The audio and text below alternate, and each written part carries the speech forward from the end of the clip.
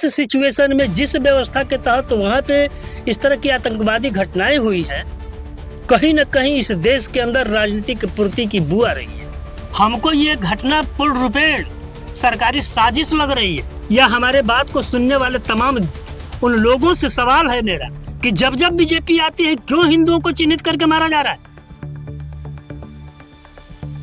को चेतावनी देना चाहता हूं कि सुन लो पाकिस्तान, जिस दिन हिंदुस्तान की जनता को कान के सत्ता में बैठे हुए लोग नकारा है, हमारे देश के लोग मारे जाएंगे, मारे जा रहे हैं और इनकी रक्षा हमारी सरकार नहीं कर सकती।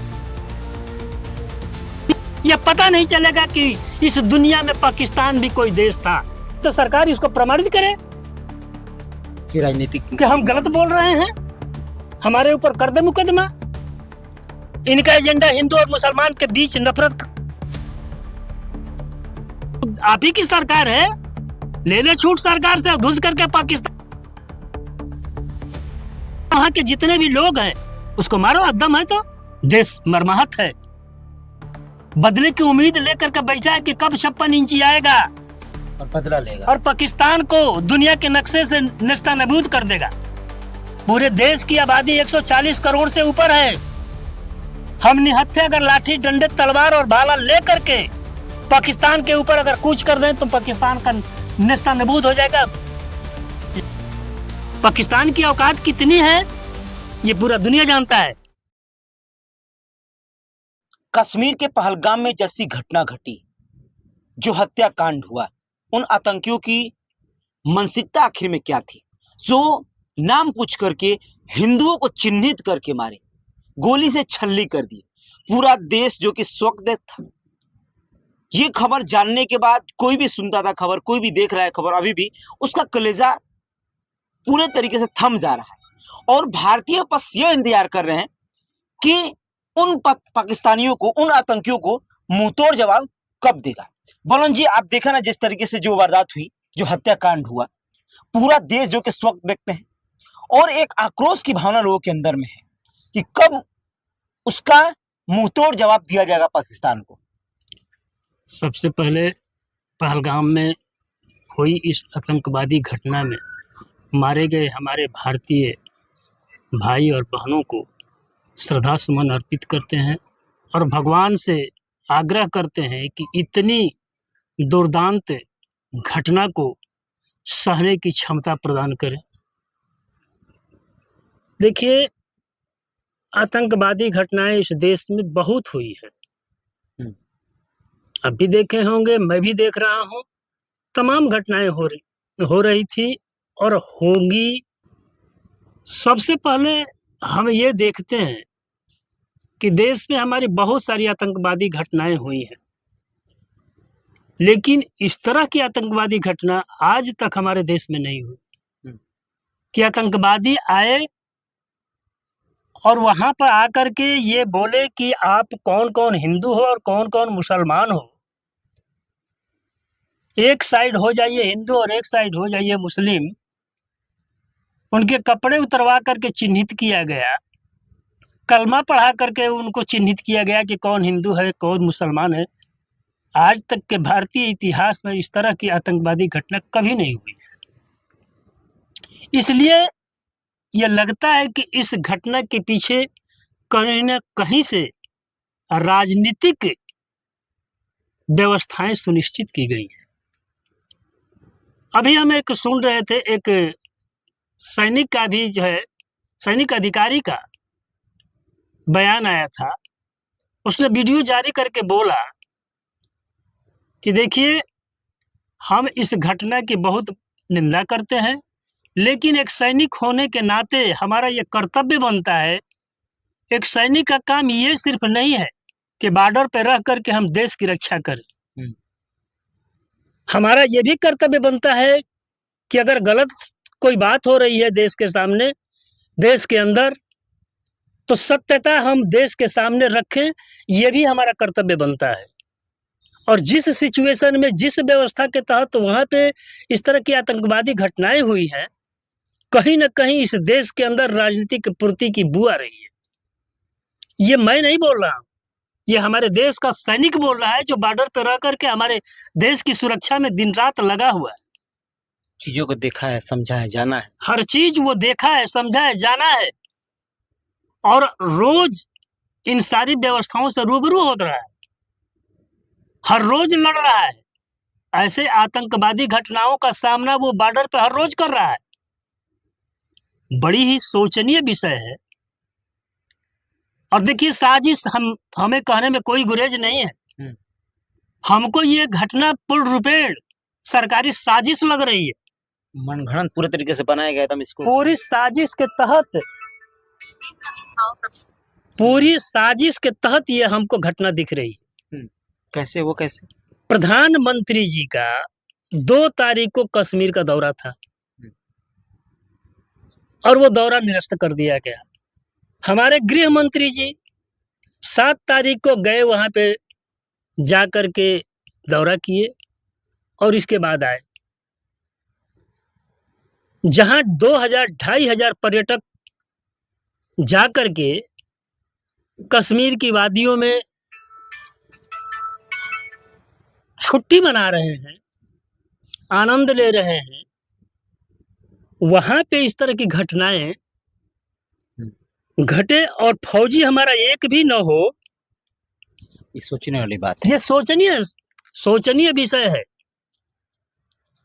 उससे पहले वहां पे फौज थी, लेकिन आ रही खबरों के अनुसार 7 दिन पहले वहां से सारे फौज को हटा लिया गया। अभी तो खबरें सामने निकल के आ रही हैं कि वहां कोई पहले से फोर्स नहीं रहती थी। नहीं, आप सोचिए, सरकार क्या बोल रही है। सरकार के बोलने का कोई मतलब नहीं है।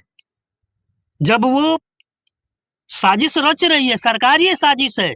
जिस तरह पुलवामा की घटना हुई, आज तक उसकी जांच नहीं हुई। 300 किलो RDX कहां से आया, इसका कुछ अता वो पता गाड़ी कैसे घुसी, उस घटना में कौन शरीक रहा, आज तक पता नहीं चला। उसी तरह की ये घटना है। आप खुद सोचिए कि जहां इस तरह की व्यवस्था है कि जम्मू कश्मीर पूरा सील है, आज के डेट में हर गली मोहल्ले चौराहे पे एक आपको आर्मी के जवान जरूर मिलेंगे। और वैसी जगह जहां 1,000-2,000 के लोग पर्यटक वहां पे जा रहे हैं घूमने के लिए, देखने के लिए, वहां पे उनकी सुरक्षा के लिए एक भी फौजी नहीं है, न एक वहां का लोकल पुलिस है। आपको क्या समझ में आ रहा है? इसके पीछे कोई साजिश नहीं है। हम इसको जो है सिक्योरिटी फेलियर नहीं मानते हैं, राजनीतिक फेलियर मानते हैं। राजनीतिक फेलियर नहीं, राजनीतिक सफलता मानते हैं उस व्यक्ति का जिसने इस तरह की साजिश करके हिंदू मुसलमान करने का काम किया। आप बताइए, इसके पहले देश में तमाम आतंकवादी घटनाएं हुई हैं, कभी हिंदू को चिन्हित नहीं किया लेकिन कभी भी हिंदू मुसलमान के नाम पे घटना नहीं घटी है। ऐसे घटना वही लोग किए हैं। आज माले गांव का जो आतंकवादी घटना हुआ था, जिसमें ठाकुर प्रज्ञा सिंह जो बीजेपी की सांसद हैं, वो उस घटना में संलिप्त पाई गई। उनके ऊपर आतंकवाद का मुकदमा चला और अभी आ रही खबरों के अनुसार गृह मंत्रालय के द्वारा सुप्रीम कोर्ट में NIA ने रिट दाखिल करके ये निवेदन किया है कि इस आतंकवादी घटना की मास्टरमाइंड करने वाली ठाकुर प्रज्ञा सिंह को फांसी की सजा दी जाए। और वही भाजपा उसी आतंकवादी को दिग्विजय सिंह के खिलाफ मध्य प्रदेश में चुनाव लड़ा रही, सांसद बना रही। ये आपको क्या समझ में आ रहा है? बीजेपी राजनीति कर रही है, देश के साथ खिलवाड़ कर रही है, देश के लोगों को गुमराह करके देश के लोगों का नाश कर रही है। हम पूछ रहे हैं आपसे, या हमारे बात को सुनने वाले तमाम उन लोगों से सवाल है मेरा कि जब जब बीजेपी आती है, क्यों हिंदुओं को चिन्हित करके मारा जा रहा है? हमेशा हिंदुओं के ऊपर, जहां हिंदू की प्रमुखता होती है, जहां हिंदू अधिकता से जाते आते हैं, उन्हीं जगहों पे क्यों घटना होती है? अक्षरधाम मंदिर पे घटना हुई, पहलगाम में इस तरह की घटना हुई, एक मस्जिद पे जाकर के घटना हुई। ये क्या साबित कर रहा है? RSS आतंकवाद की यहाँ पे हमारे देश में जननी है। सबसे पहला आतंकवादी अगर कोई देश में था तो नाथूराम गोडसे था, जिसने गांधी जी की हत्या की। और इस संगठन पे आज भी मैं सवाल खड़ा करता हूं कि देश में इतना बड़ा संगठन है, लेकिन आज भी देश के सामने पंजीकृत नहीं है। उसके पीछे भी कारण है। उसके पीछे का कारण यह है कि अगर वो संस्था पंजीकृत होगी तो उसकी सारी ऑडिट के समय सारी व्यवस्थाएं सरकार के सामने लानी पड़ेगी, और ये इसको हमेशा डार्क में रखना चाहते हैं। 1925 में बनी हुई ये आरएसएस आज तक पंजीकृत नहीं हुई। इसके पीछे का कारण आप बता दीजिए। मैं देशवासियों से सवाल करता हूं कि देशवासी बताए कि इतनी बड़ी राजनीतिक, हम तो उसको राजनीतिक संस्था कहेंगे, बेशक वो सांस्कृतिक संस्था कहते हैं, संगठन कहते हैं, लेकिन आज तक मुझे कोई सांस्कृतिक कार्यक्रम में इन लोगों का योगदान और सहयोग कहीं नहीं दिखा। शुरू से ही राजनीतिक माहौल रहा है। शुरू से ही उनका राजनीतिक मंच बनाया गया, बीजेपी का, हिंदू महासभा का, जनसंघ का, और वहां से इनका सफर होते होते आज भारतीय जनता पार्टी के नाम से ये संगठन काम कर रहा है, जो देश पे सत्ता में है। तो ये देश के विरुद्ध कार्य करने वाले लोग हैं। सिर्फ टारगेट हिंदुओं को इसलिए किया जा रहा है कि अगर हिंदुओं को मारा जाएगा तो हिंदू बहुल ये देश है जहां 80% हिंदू रहते हैं, और किसी मुसलमान के द्वारा ये पूछ करके हिंदुओं को मारने का मतलब है कि देश में हिंदुओं के दिलों में मुसलमानों के प्रति नफरत पैदा की है, हमें वोट के फसल के रूप में दिखाई दे। 80% हिंदू मोबिलाइज होकर के हमको वोट करे, बीजेपी को वोट करे। मिला हमको कहने में कोई गुरेज नहीं है, नहीं तो सरकार इसको प्रमाणित करे। गलत बोल रहे हैं, हमारे ऊपर कर दे मुकदमा, बंद कर दे। लेकिन ये सवाल देश का है, इस सवाल का जवाब देश के वासियों को मिलना चाहिए। मुझे बेशक न मिले, लेकिन देश करके यह पहली घटना क्यों हुई? इस तरह की आतंकवादी घटना पूछ करके कि कौन हिंदू है कौन मुस्लिम है, मुस्लिम एक साइड में हट जाओ, अगर कोई कलमा पढ़ता है तो उसको साइड कर दिया जाता है। भी पढ़ाया गया वहां पे। इसका क्या मतलब है? आप क्या सोचते हैं? देश में जिस तरह से हिंदू और मुसलमान के बीच नफरत की खाई पैदा करने की राजनीति आप शुरू रहा है कि सिर्फ हिंदू और मुसलमान, आज ये एजेंडा जो है इनका फेलवर साबित होने जा रहा है। इसलिए कि इस घटना के बाद कश्मीर के हमारे मुस्लिम भाइयों ने जिस तरीके से वहां गए सैलानियों का जिस तरीके से मदद किया, अपने घरों में ले जाकर के मेहमान की तरह उनकी खातिरदारी की, उनकी सुरक्षा की। एक व्यक्ति भी उसमें उनकी भी एक मुसलमान तो हो गई सिर्फ उन लोगों को बचाने के लिए, और आप हिंदू मुस्लिम की बात कर रहे हैं। और यहाँ हिंदू और मुसलमान की बात की जा रही है। आज सड़कों पे देखिए, जो इनका एजेंडा था, इनका एजेंडा हिंदू और मुसलमान के बीच नफरत का दंगा कराना था। आज जगह जगह, आज हरियाणा में देख रहा था, एक वीडियो सामने आ रहा था, मुस्लिमों के सांपों पे जाकर के, मुस्लिमों के दुकानों को जाकर के जलाया जा रहा है, तोड़ा जा रहा है, फोड़ा जा रहा है, इसलिए कि मुस्लिम है। अगर हिम्मत है तुम्हारे अंदर, रोज लाठियां बांच करके ट्रेनिंग लेते हो, उन आतंकियों से लड़ो जाकर के। तो जाकर के सीमा पार आप ही की सरकार है, ले ले छूट सरकार से, घुस करके पाकिस्तान वहां के जितने भी लोग हैं उसको मारो। दम है तो हम आपके साथ खड़े हैं, पूरा देश आपके साथ खड़ा है। पूरा ये देश चाहता है कि जिसने भी ये घटना किया है उसके साथ हमारी सरकार इस तरह की कार्रवाई करे कि फिर एक बार वो इस तरह की घटना करने में 100 बार सोचे। लेकिन आज पाकिस्तान धमकी दे रहा है, मंत्री बोल रहा है कि हमारी सारी मिसाइलें हिंदुस्तान की तरफ रुक करके खड़ी हैं और 100 परमाणु बम हम रखे हैं। हमारे प्रधानमंत्री महोदय 56 इंच का सीना लेकर के बिहार में जो है चुनाव प्रचार में लगे हैं। कितनी संवेदनहीनता है, और मेरी जो बात है उसकी पुष्टि करता है। पूरे जज्बात दुनिया में नहीं, जितने हमारे भारतवासी हैं उनके अंदर छोड़ दीजिए। दुनिया में अमन और चैन को चाहने वाले लोग, अमन पसंद लोगों के बीच में आक्रोश है, लेकिन हमारे प्रधानमंत्री के अंदर चुनाव का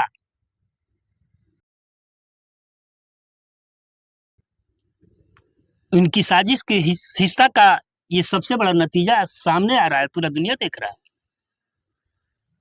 देश मरमाहत है, बदले की उम्मीद लेकर के बैठा है कि कब 56 इंची आएगा और बदला लेगा और पाकिस्तान को दुनिया के नक्शे से नेस्तनाबूद कर देगा। उन्होंने दिखाया दुनिया को मेरे अंदर कितना ताकत है, लेकिन आज अफसोस इस बात का है कि सत्ता में बैठे हुए लोग देश के गद्दार किस्म के लोग हैं। अगर वास्तव में तो पाकिस्तान अगर 100 परमाणु बम रखा है तो हमको तो नहीं पता कि हमारे देश में कितना परमाणु बम है, लेकिन एक भी परमाणु बम अगर मेरे पास नहीं है, फिर भी कोई ये धमकी दे करके और गोली चला कर, हम 140 करोड़ लोग, पूरे देश की आबादी 140 करोड़ से ऊपर है। हम निहत्थे अगर लाठी डंडे तलवार और भाला ले करके पाकिस्तान के ऊपर अगर कूच कर दें तो पाकिस्तान का नेस्तनाबूद हो जाएगा। दुनिया जानता हूं कि भारतवासी हमारा कितना जो हिम्मती और लड़ाकू है देश के लिए, अपने देश के लिए लड़ाकू है। अंग्रेजों ने देखा है इस चीज को कि कैसे व्यवस्था को ध्वस्त कर दिया और मजबूर होकर के उनको देश छोड़ करके। पाकिस्तान की औकात कितनी है ये पूरा दुनिया जानता है। गिदड़ यहाँ पे अपने मिसाइलें भारत की तरफ है, हम डर जाएं।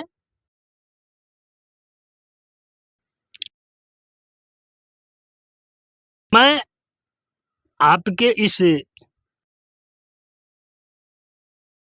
को चेतावनी देना चाहता हूं कि सुन लो, पाकिस्तान के सत्ता में बैठे जिस दिन हिंदुस्तान की जनता को ये लग